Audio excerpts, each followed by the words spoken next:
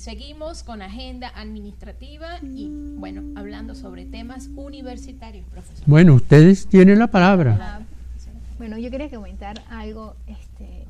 Bueno, para mí ha sido muy duro toda esta situación que hemos pasado, porque siempre al observar un escenario con el que nos presentamos, yo me hacía la pregunta, bueno, pero ¿qué importante o qué puedo hacer yo por mi país, que me siento así como que estoy y no estoy porque no logro encajar entre tanta necesidad?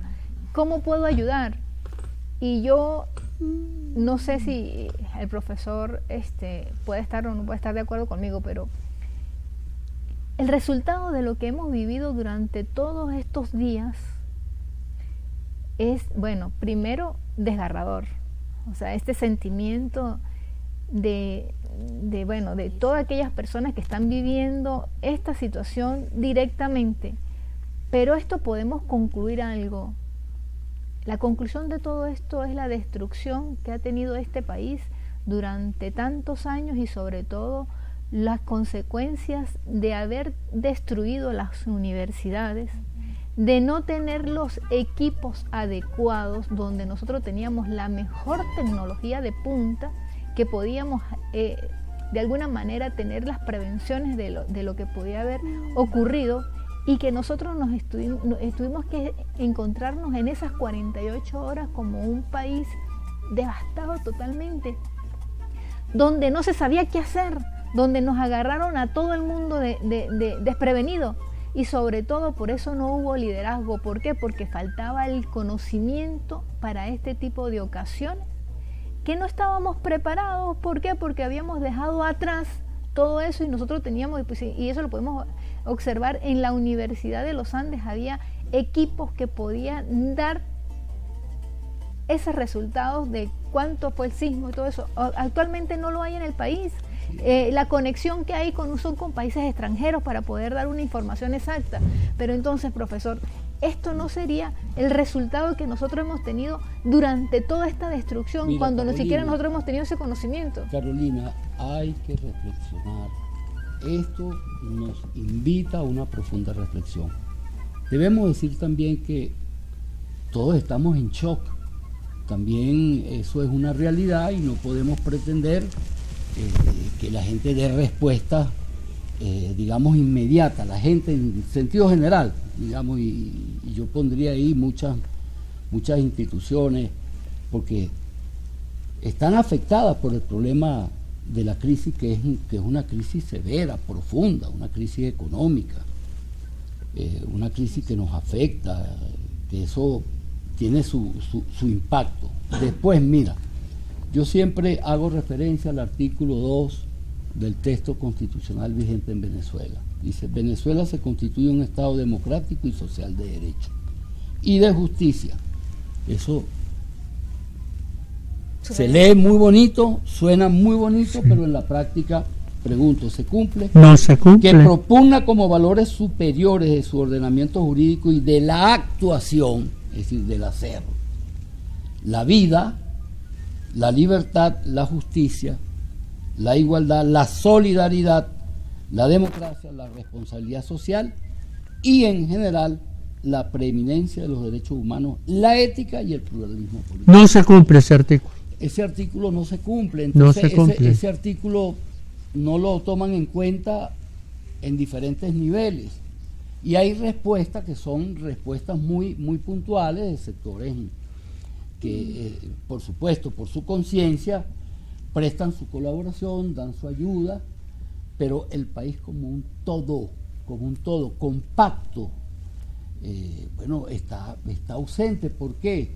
Porque se han ido desmontando instituciones, se ha practicado una política en forma errática. Cada quien tiene derecho a mirar las posibilidades desde distintas perspectivas, tener programas que se orientan en una dirección o en otra.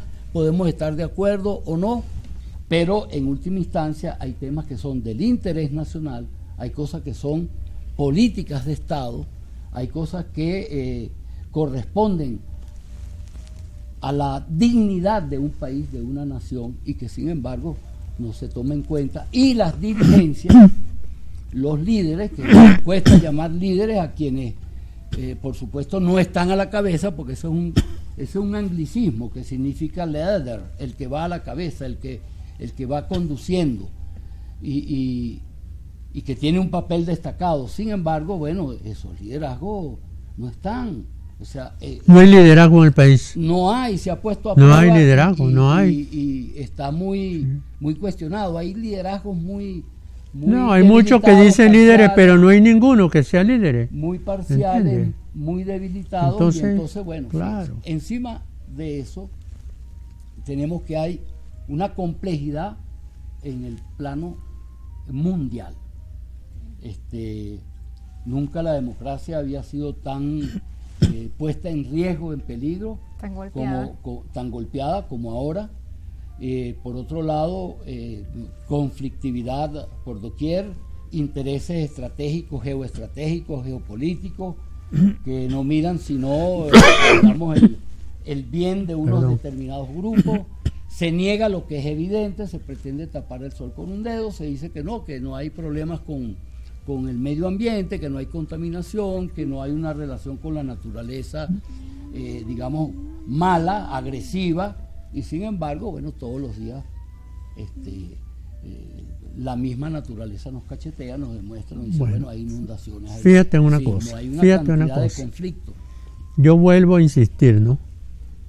Aquí van a pasar 3 meses, ya los muertos serán enterrados y se hablará, se dejará de hablar, porque eso me consta a mí, se va a dejar de hablar de un suceso como ese, ¿no? Que se llevó tantas vidas, ¿no es así? Y lo cual nosotros todavía psicológicamente lo sentimos, estamos mal. Entonces se va a olvidar lo del terremoto, lo del sismo se va a olvidar. Y ese es el grave problema que se presenta en el país. Ya se presentó el problema del páramo, recuérdate. Claro. Se presentó, no la sé... misma tragedia de Vargas, del año 90. Lo de Vargas. Se presentó un proyecto, no sé si fueron los japoneses, hace 21 años, sí. ¿no? Fueron los japoneses. Un estudio, ¿no? El gobierno, lamentablemente, no voy a hablar de quién era el presidente ni quién no era, lo engavetó. Como todo. Si se hubiera hecho algo, si hubiera llevado a cabo ese proyecto, pues las cosas que están ocurriendo no hubieran ocurrido.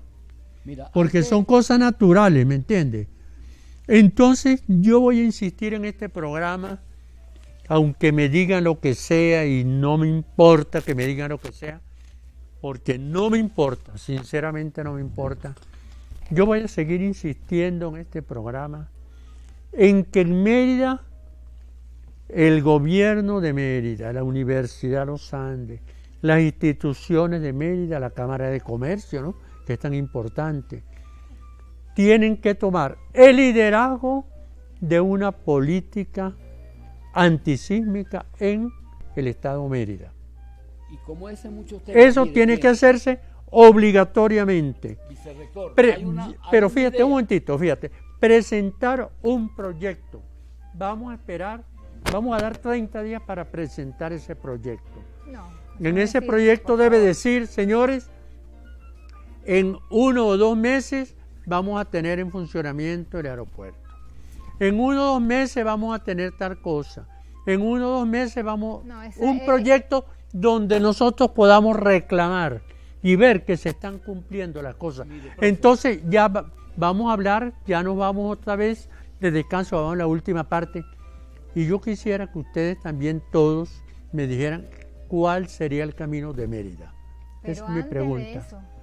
No, pero que ya... Mérida y el de todo el país, nosotros necesitamos una palabra que está muy en boga ahorita. Eso está bien. Una batalla cultural. Nosotros tenemos que reflexionar cuántas cosas hemos hecho muy mal, cuáles hemos hecho bien y qué es menester acometer de ahora en adelante para que la situación cambie en el país. Y ya regresamos. Hacemos una reflexión, una reflexión profunda. Mire, vamos a seguir con los mismos problemas. Y ya regresamos para nuestra última parte del programa. A mí sí me gustaría que se hablara sobre todo de Mérida, claro, de Venezuela, ¿no? Tiene que ser toda Venezuela, pero de Mérida en particular. Dar algunas ideas en este programa. Pero si no hemos salido de un caos. Ya regresamos.